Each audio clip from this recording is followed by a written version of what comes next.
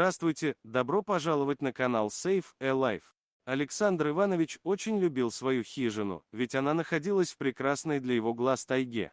Рядом протекала речка, где дед любил порыбачить, а количество рыбы в ней всегда приносило ему счастье и наслаждение.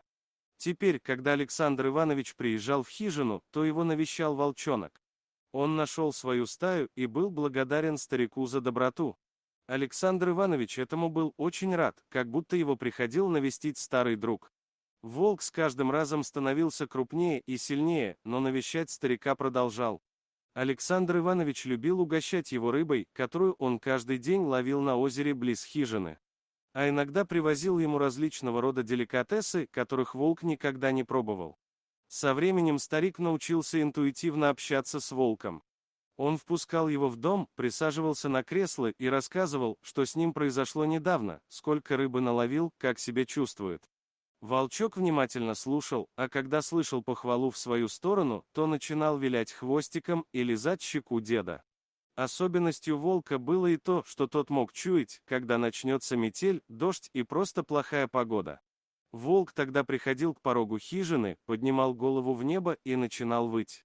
Это означало то, что лучше никуда не идти, так как в ближайшее время начнется метель.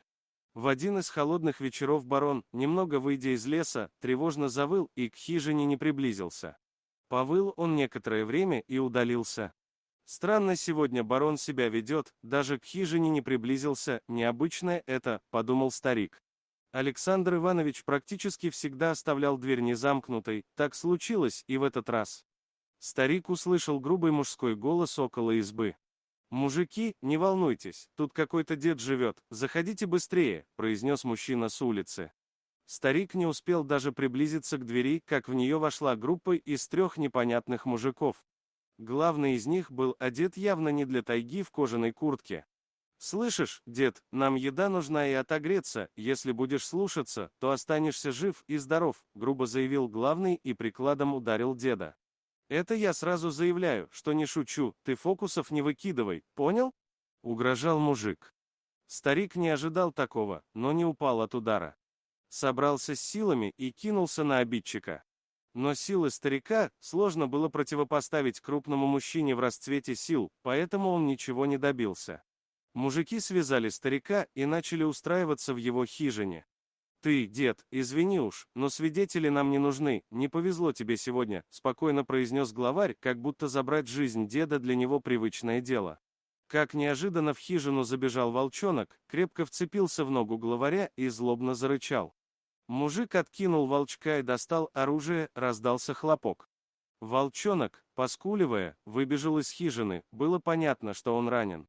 2 других бандитов попытались сбежать, но волчица преградила им путь.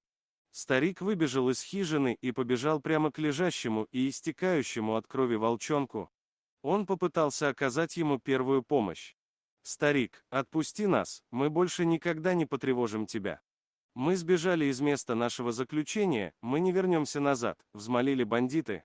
Спасибо за просмотр, подписывайтесь на канал, где вы найдете еще много интересного, а также ставьте лайки и пишите комментарии, что думаете по поводу этой истории.